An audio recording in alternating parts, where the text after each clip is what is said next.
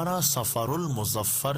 عرس مبارک۔ علامہ فضل حق خیر آبادی رحمت اللہ تعالی علیہ، افضل الفضلاء، خاتم الحکماء، رئیس المتکلمین، مجاہد جلیل، قائد جنگ آزادی، حضرت علامہ محمد فضل حق خیر آبادی رحمت اللہ تعالی علیہ کی ولادت باسعادت 1212 سن ہجری مطابق 1797 سن عیسوی خیر آباد ضلع سیتا پور یو پی ہند میں ہوئی۔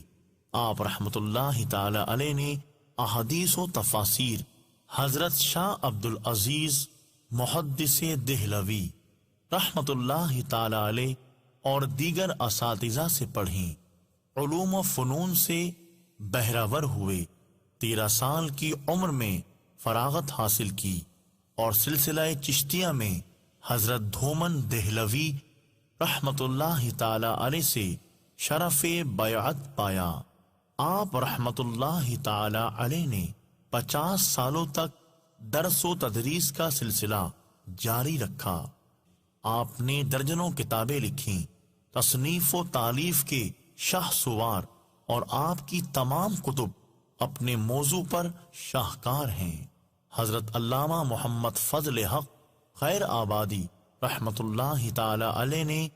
12 صفر المظفر 1278 سن ہجری مطابق 20 اگست 1861 سن عیسوی کو بحر ہند جزیرہ انڈمان میں وصال فرمایا اور وہیں پر ابد الآباد کے لیے محو استراحت ہو گئے۔ اللہ عز و جل کی ان پر رحمت ہو اور ان کے صدقے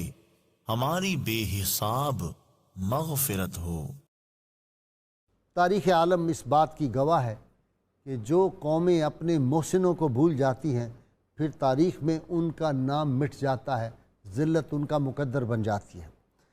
بر صغیر کی تاریخ اس بات کی گواہ ہے کہ مسلمانوں کا جو 1000 سال کے قریب اقتدار تھا اور وہ جو آزادی تھی اس کو انگریز نے کس طرح چھینا، اور مسلمانوں کی عظیم سلطنت جو تھی اس کو نااہل حکمرانوں کی جو غلطیاں تھیں اور میر جعفر اور میر صادق کی جو سازشیں تھیں ان کے نتیجے میں بر صغیر کے مسلمان اس سلطنت سے محروم ہوئے اور ان کی آزادی غلامی میں بدل گئی۔ اس کے بعد جب انگریز یہاں پہ آیا تو ولیم میور اور دیگر لوگ جنہوں نے کتب لکھی اور جو لوگ اس تاریخ سے واقف ہیں اہل علم وہ جانتے ہیں کہ ولیم میور کا وہ جو خط تھا وہ اس وقت نائب وائسرائے ہند تھا، اس نے کہا تھا کہ ہمارے راستے میں اگرچہ ہم نے کنٹرول تو کر لیا ہے بر صغیر میں وقتی طور پر، لیکن مستقل کنٹرول کے راستے میں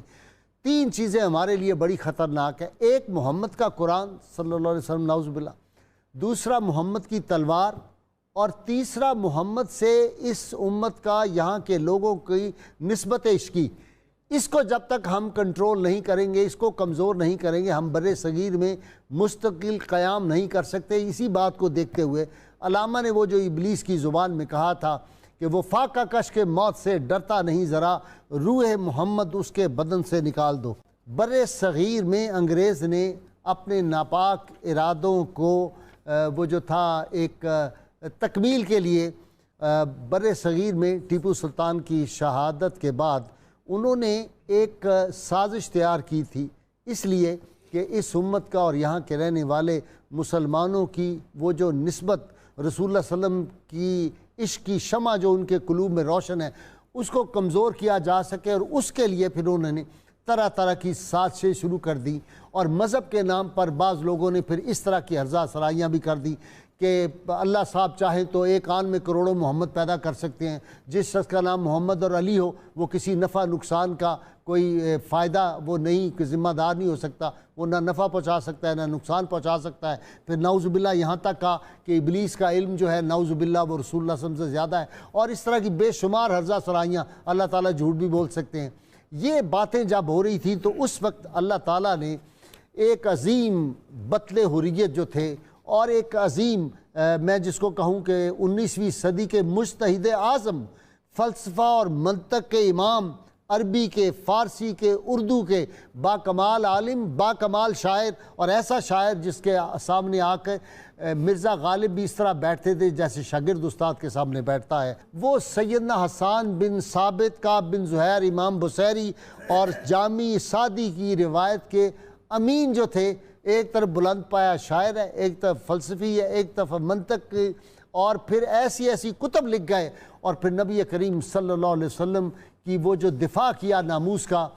کیوں نہ ہوتا ان کی رگوں میں خون فاروقی دوڑ رہا تھا، اور خون فاروقی جن لوگوں میں ہوتا ہے وہاں غیرت فاروقی بھی ہمیں نظر آتی ہے۔ ہم نے مجدد الافسانی کا بھی وہ جذبہ پہلے دیکھا ہوا ہے۔ وقت وہ بطل حریت اللہ تعالیٰ نے جس آدمی سے کام لیا اس کا نام تھا امام علامہ فضل خیر آبادی رحمۃ اللہ علیہ۔ اس دور میں پھر حق و صداقت کی خاطر، وہ جو کسی نے کہا تھا منزل حق و صداقت میں جو کام آتے ہیں ایسے لوگوں کے ہی تاریخ میں نام آتے ہیں۔ پھر فضل خیر آبادی کھڑا ہو گیا، انگریز کے خلاف جہاد کا فتویٰ کہا گیا عدالت کے اندر، خود جج نے کہا آپ کیا کہہ رہے ہیں، یہ جو آپ نے فتویٰ جہاد کا دیا ہے آپ کہیں یہ میرے دستخط نہیں، انہوں نے کہا یہ میں کیسے کہہ سکتا ہوں۔ یہ وہ لوگ تھے ناظرین کرام جنہوں نے اپنی جان رسول اللہ صلی اللہ علیہ وسلم کی ناموس، عزت، حرمت کے لیے اور کے لیے آزادی پہ قربان کر دی۔ یہ فضل خیر آبادی کا وہ جو حریت کا جذبہ تھا، وہ جو جذبہ عشق رسول تھا، ناموس رسالت کا دفاع تھا، اور جب ان کو رخصت کر رہے تھے بہادر شاہ ظفر نے اپنا دوشالہ دیا تو چیخیں مار کے دھاڑ دھاڑ روئے تھے اس وقت، اور پھر ان کو لے جا کر جزائر انڈیمان میں دریائے شور کے کنارے رکھ دیا گیا۔ جزائر انڈیمان میں کالے پانی میں عمر قید کی ان کو سزا ہوئی۔